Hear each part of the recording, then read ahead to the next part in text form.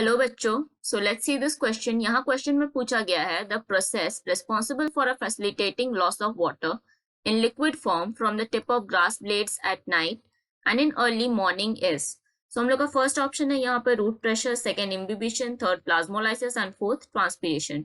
सो दिए गए चार ऑप्शन में से हम लोग को बताना है कि कौन सा ऐसा प्रोसेस है जो कि रिस्पॉन्सिबल है फैसिलिटेट करने के लिए वाटर लॉस, वो भी लिक्विड फॉर्म में, और ये कहाँ से देखने मिलती है? From the tip of grass blades at night and also in early morning. So सबसे पहले हम वो फेनोमिनन का बात करेंगे जिसमें क्या देखने मिलता है? वाटर लॉस देखने मिलता है लिक्विड फॉर्म में। कहाँ से? From the tip of grass blades. So वो फेनोमिनन का नाम हो जाएगा गटेशन। सो फेनोमिनन का नाम है गटेशन। और ये अगर हम लोग बात करें क्वेश्चन का, तो हम लोग को बेसिकली यहाँ पे बताना है कि कौन सा ऐसा प्रोसेस है जो कि रेस्पॉन्सिबल है फैसिलिटेट करने के लिए गटेशन। सो वो प्रोसेस हो जाएगा रूट प्रेशर। सो अगर हम लोग रूट प्रेशर का बात करें तो इसको डेवलप करने के लिए दो कंडीशंस नेसेसरी है। सो उसमें से जो पहला कंडीशन है वो हो जाएगा कि जो amount of water root absorb कर रहा है सॉइल से वो ज्यादा होना चाहिए ट्रांसपीरेशन रेट से। सो क्या बोलेंगे हम लोग? जो अमाउंट ऑफ वाटर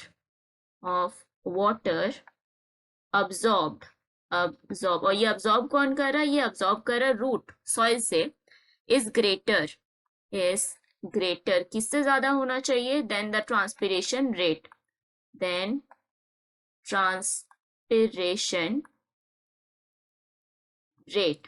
सो ये हो गया कंडीशन जिसके लिए क्या होता है कि ये जो रूट प्रेशर है ये डेवलप होता है, एंड रूट प्रेशर के कारण क्या देखने मिलता है? हम लोग को देखने मिलता है गटेशन। ठीक है। सो इसमें होता क्या है कि जो अमाउंट ऑफ वाटर है प्लांट्स में वो एक्सेस हो जाता है वो लोग में, क्योंकि ट्रांसपीरेशन से जो एक्सेस वाटर है प्लांट का वो निकलता है, लेकिन रात के टाइम ट्रांसपीरेशन का जो रेट है वो कम रहता है। ठीक है, जिसके कारण रूट प्रेशर काम करता है, एंड रूट प्रेशर के कारण जो एक्सेस पानी है वो निकलता है, और उसको हम लोग क्या कहते हैं? गटेशन कहते हैं। सो अगर हम लोग यहाँ पे ऑप्शंस देखें तो हम लोग का यहाँ पे फर्स्ट ऑप्शन दिया गया है root pressure. So root pressure हम लोग का हो जाएगा करेक्ट ऑप्शन। नेक्स्ट ऑप्शन है हम लोग का इम्बिबिशन। अगर इम्बिबिशन का बात करें तो ये होता है एक स्पेशल टाइप ऑफ डिफ्यूजन। सो इसको हम लोग क्या कहेंगे? इसको कहेंगे हम लोग स्पेशल टाइप ऑफ डिफ्यूजन। अगर हम लोग इस स्पेशल टाइप ऑफ डिफ्यूजन का बात करें तो यहाँ पे क्या होता है कि एक जो सॉलिड मटेरियल है वो लिक्विड अब्सॉर्ब करता है, और सॉलिड मटेरियल में हम लोग देख पाते हैं कि वॉल्यूम इंक्रीज हो गया है। ठीक है, लेकिन ये ऑप्शन हम लोग का हो जाएगा इनकरेक्ट। देन जो नेक्स्ट ऑप्शन है हम लोग का जिसमें दिया गया है प्लाज्मोलाइसिस।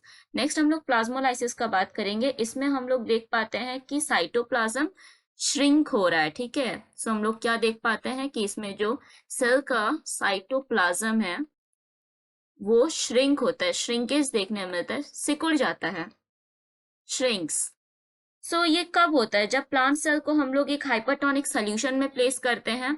सो ये हम लोग का आंसर नहीं होगा। देन जो हम लोग का नेक्स्ट ऑप्शन है जिसमें दिया गया है ट्रांसपीरेशन। सो हम लोग अगर ट्रांसपीरेशन का बात करें, ट्रांसपीरेशन क्या प्रोसेस है? इसमें देखने मिलता है लॉस ऑफ वाटर, इसमें भी वाटर लॉस होता है from aerial parts of plant, from aerial parts of plant in form of water vapor, in form of water vapor। ठीक है, लेकिन क्वेश्चन में हम लोग को क्या बोला गया है? इन लिक्विड फॉर्म, लेकिन यहाँ पे कैसे वाटर लॉस हो रहा है? In form of water vapour. So ये ऑप्शन हम लोग का हो जाएगा इनकरेक्ट। सो हम लोग का करेक्ट ऑप्शन यहाँ पे होगा option number A. So hope you understood it well. All the best.